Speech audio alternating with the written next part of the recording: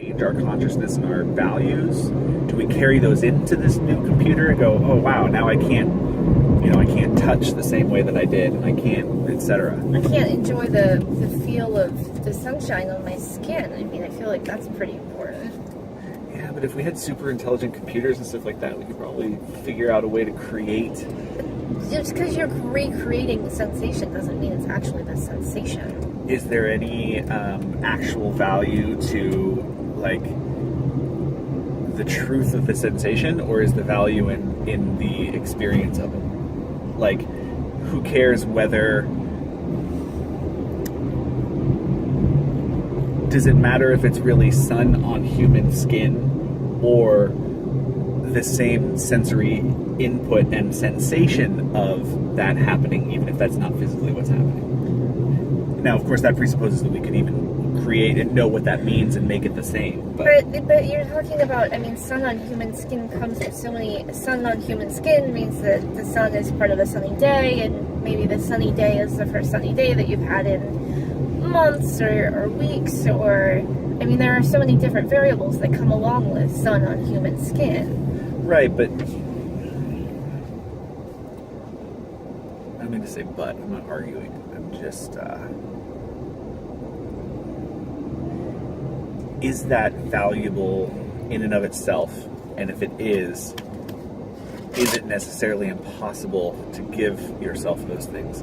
I mean, like I've always joked, I would love to just stick my brain into a computer and turn it to orgasm for 1,000 years. And, you know, that would be amazing. But...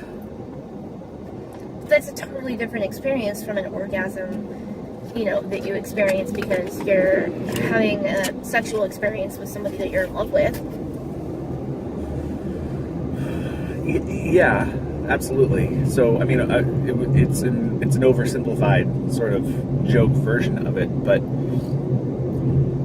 again, there are things that we would then be able to experience. What you're talking about are a few examples of specific things that you might not be able to experience. Yes, of course, there will be changes, but I don't know if that means that it's a net positive or negative necessarily. As far as being around when AI happens, I'm not sure that I want to be around when we get true AI. I think we're in trouble. We're going to get destroyed? Yeah. I'm really, so... Be nice to Siri, everybody.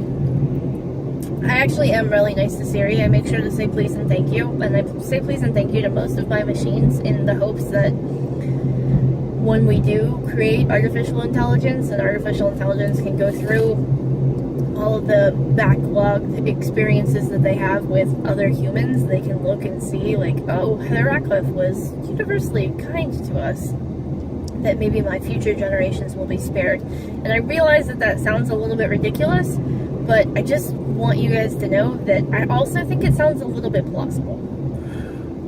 Well, what makes me wonder is, are they going to value the same thing that we do? Are they going to value kindness? Are they going to value those things? Because to a certain extent, you know, part of it is going to be up to us. We're going to program in human values to some degree.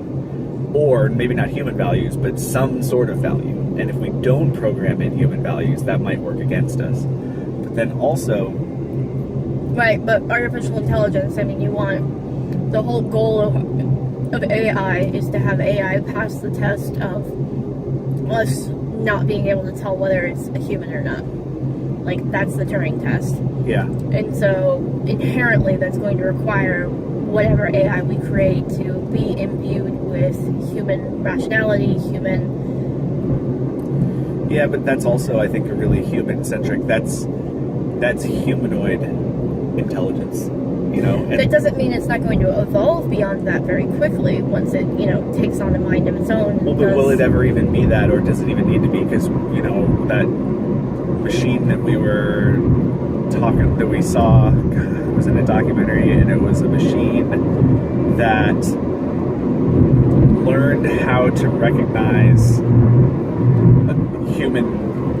the human body, and so it could spot a human in space and follow how it moves and everything. And the way that they did it was they programmed in a couple of instructions. It was for the Xbox Connect. That's what it was for the Kinect. Yeah. They programmed in a couple of instructions, but then after that, they don't even know how it taught itself to recognize the human form. They don't know how it works. That's frightening. And so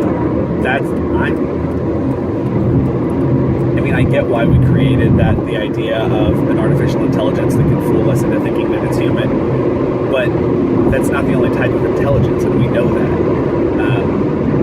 Sort of. All We of the different. know that. We're not very good at actually recognizing that. But we do fundamentally know that. If you look at all other animals, there are all kinds of different intelligence, and there's, I think, a really distinct possibility that an intelligence will surpass us, at least in terms of.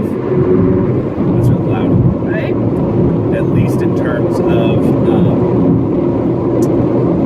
potentially wiping us out, or subjugating us, or whatever, even if it has a fundamentally different type of intelligence than we have, and it never actually goes to the point of being able to fool us into thinking that it's human.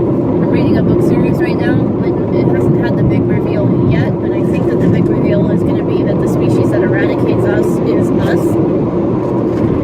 Okay. Like, we nuke ourselves in order to make sure that we survive, and we get rid of all of the weak versions of ourselves. Well, we don't just, it's not a nuke. They come up with all these different ways to eradicate us, all of these different plagues, and all of these different things. And so we're basically winnowing down the human race until the only ones that are left behind are the strongest versions of humanity. And what we consider strongest. And that's the whole point. That's why eradicating disability and everything makes no sense, because the whole point is to have a population that's adaptive to situations that we can't even fathom, and hope that if those things come to pass, enough of us will thrive in it that we can continue. And if we homogenize everybody, then we're just working against ourselves. That's a very true statement. Yeah, in fact, you'll notice that in these books, in all of these dystopian future books, there's never disabled people. Have you noticed that? Yeah, but how much of that is like, even in the original Star Trek, they thought that there would be a completely egalitarian society, yet women had to wear miniskirts. Yeah. Well, it's just interesting to think about, because we do have to come up with different coping mechanisms by virtue of being disabled, and so how come those are never used positively in dystopian futures? Our ability to cope. I don't know, though. I think that, for example, an Asimov book about robots, they had this system where it was a really densely populated world, and so they had a system of people movers, and it was sort of like the freeway, where there's slower, faster ones, and you jump from one to the next to get where you're going and everything. That sounds to me like it could have started as a technology that was originally used for a disability accommodation, and then became more commonly used. Also, what about the guy who worked for Microsoft or whatever, who said that if you design for disabled people, you end up having a net bonus for figuring things out that are going to help everybody. Because if you can accommodate the least adapted to a particular task, you can probably therefore accommodate everyone to that task. Or the majority to that task. Yeah, that guy, I can't remember his name right now. I believe he has a Hispanic name. He actually fell out of bed, and he ended up being paralyzed right before he started this brand new job at Microsoft. Just falling out of bed? Yeah, he fell out of bed just the right way. On the top bunk? I don't know. Fell out of bed the right way, and yeah, please pick it, whatever that you'd like to. It looks gross. And so it completely changed the way that he was looking at his new job, basically. Interesting. I'm sorry, I don't mean to laugh, but basically what that means is that they couldn't even hire a disabled person for the job. He had to become disabled after he got the job. Well, actually, yeah. But at least they kept him even after he was disabled. That's actually a pretty big deal. Oh, I'm sure they didn't want to get sued. Well, yeah, but I think that Microsoft went on to make a really cool and have a different mindset about creating as a result of this, which you gotta give them props for that. Good. All 4 people being able to change their minds. So, anyways, we're really far off the subject of time travel. That's why this is interesting. It engages so many other topics. It does do that. I'm wondering,